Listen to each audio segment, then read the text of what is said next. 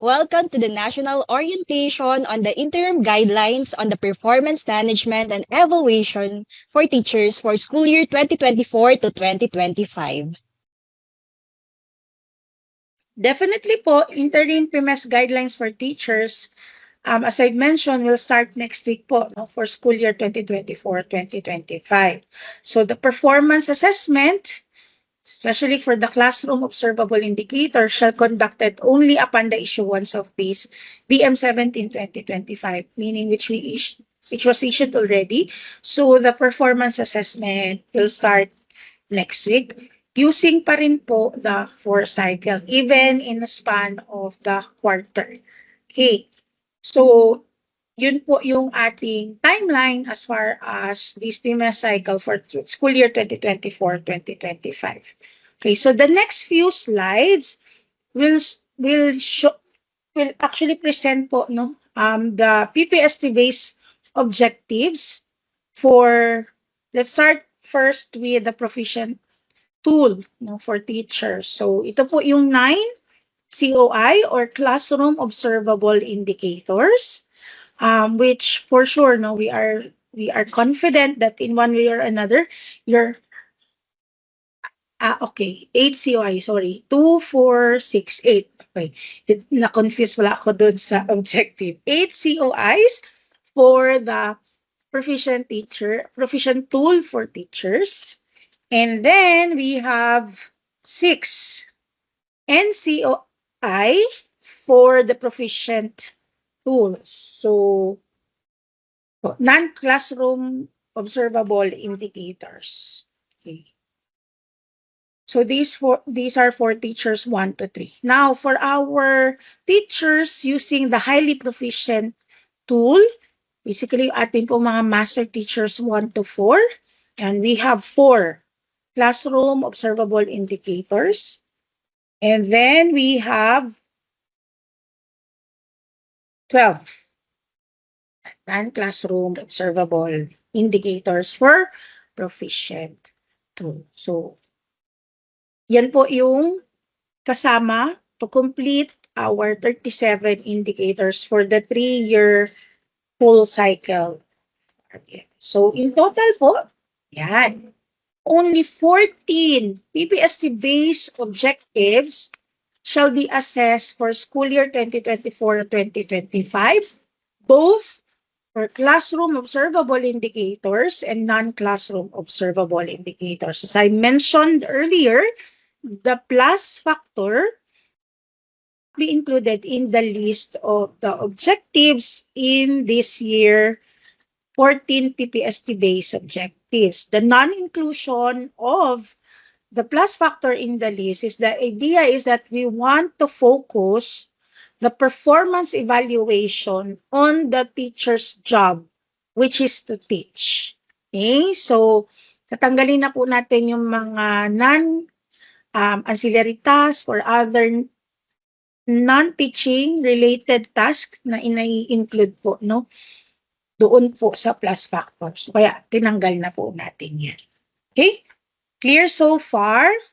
Nakakasunod po? Pa-thumbs up po kung nasusundan po ang ating session. Ayan, sige po. Thank you so much. Now, let's move to the assessment phase, how we will be assessed or how you will assess. So, the first one is paano i-assess yung classroom observable objectives.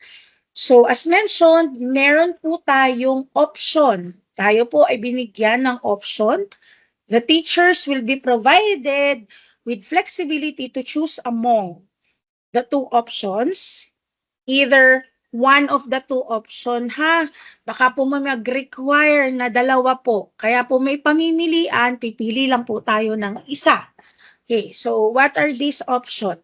Option A, yan, 2 full period classroom observation within 4th quarter with objectives or classroom observable indicators distributed across observation.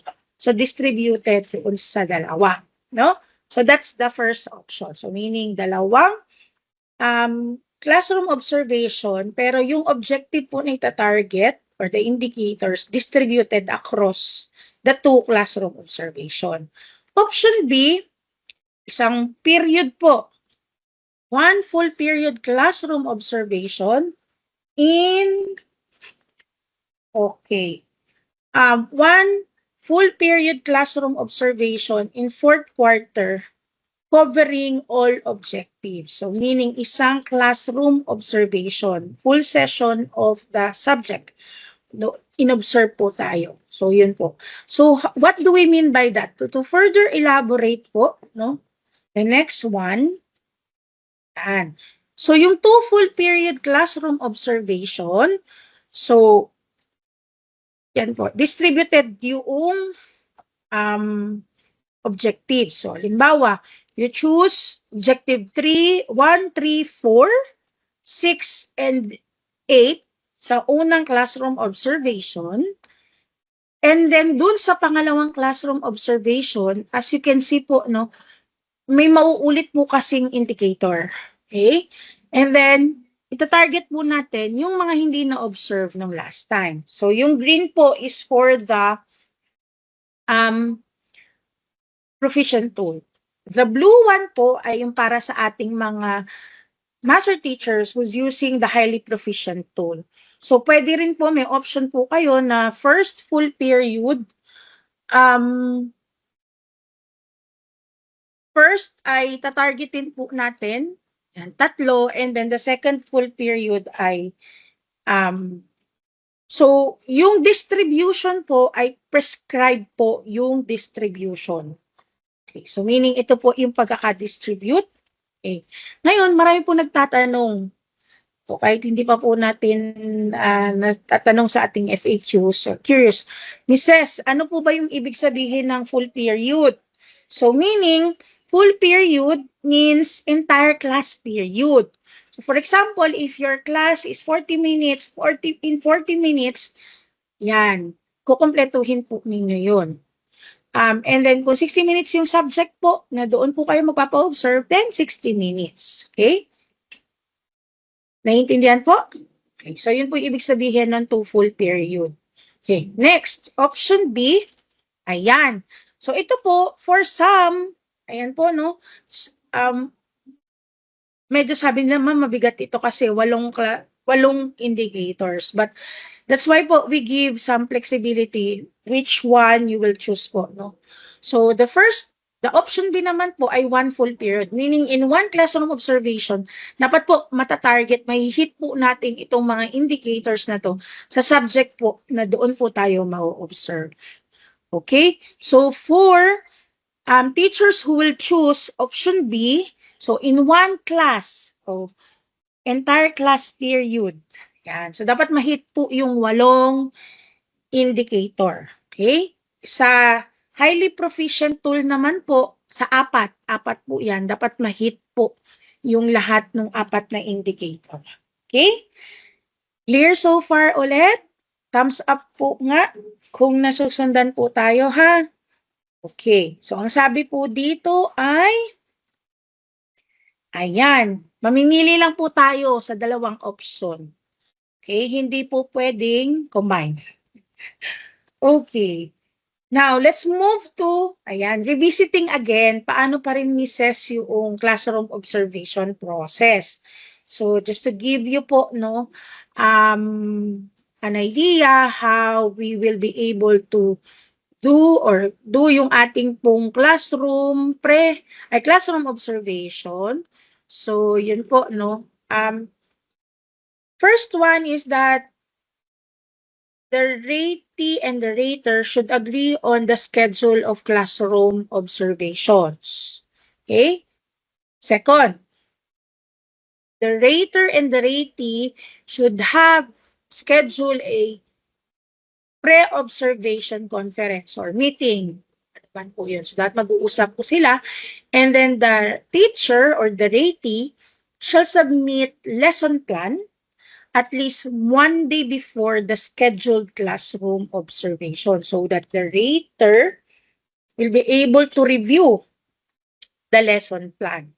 So for proficient teachers, their lesson plans, activity sheets, or assessment materials shall be given an appropriate ratings in the IPCRF using the proficient tool as a basis for its demonstration and achievement of Objective 2, the PPST Indicators 2.2. So for the performance evaluation, purposes of performance evaluation po, no, the master teacher should not edit the teacher lesson plan to be used in the observation during the pre-observation conference. So instead, lesson plan improvement should be addressed during mentoring or coaching session where the MT can provide technical assistance to support effective instruction. Not just only for master teacher, but also head teachers who served as rater. They should not edit the teacher lesson plan to be used in the observation during the pre-observation conference. So, dapat preventive po, no? So, dapat yung pagko-coach po natin at pag-i-edit ng lesson plan should happen, no, during the technical assistance session or during the coaching and mentoring session. Okay? So, that's the reminder lang po during the pre-observation. Now, let's move to actual observation. So, during the actual observation naman po, ayan, the ratee or the teacher shall deliver the entire lesson. Classroom observation shall be done throughout, no, full period, entire class period. Nothing more, nothing less. Okay. And then the ratee shall only use observation notes, no, during the classroom observations. Okay? And for highly proficient tool for teachers, colleagues shall be allowed to observe as part of the mentoring and coaching activities amongst the master teachers po. So yan. And that is in a way self-explanatory as presented in the slide. Okay. And then the next one, post-observation. Okay. During the post-observation, the raters, it is now the time that the raters rate the performance of the teacher using the classroom observable tool appropriate to the teacher's level.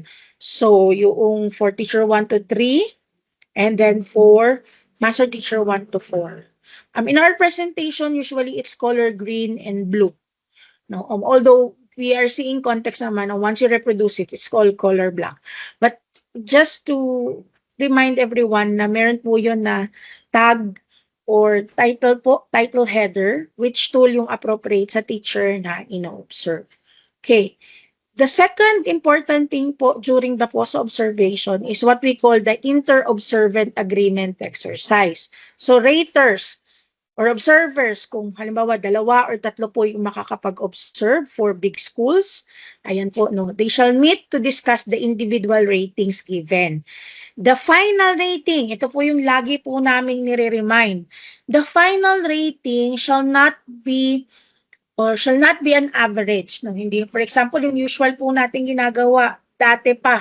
No? So kung 3, ako ay 4, siya ay 5, siya ay 3. So, ina-add po yun and then ina-average po. Hindi po ganon.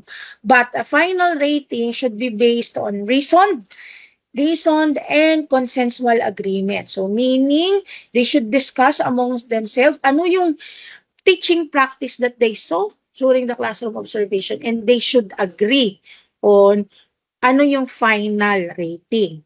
Okay?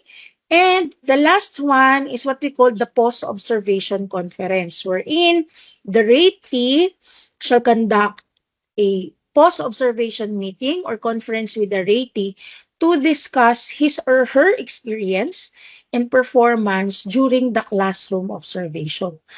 The idea here is that this is something or this is not a session where to pinpoint what's wrong or if ever we were able to identify, but we should take note that yung just to highlight areas for improvement for teachers and then areas that he or she need to strengthen or improve as you observe yung mga rater po doon.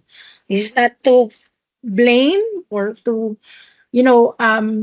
give that impression that may mali, but there's an area that we need or the teacher needs to improve during the post-observation conference. And we would like to remind po all our rater who's here, especially our head teachers and master teachers. Gone are the days that we, in a way, find fault and then for somehow make po yung anxiety for our teachers no on observation. Rather, we want a friendly, a peer-to-peer mentor coaching environment for our teachers for us to excel better, no?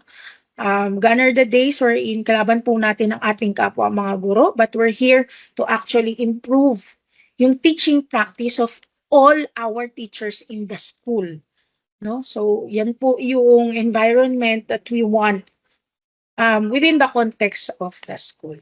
Okay? Sige po.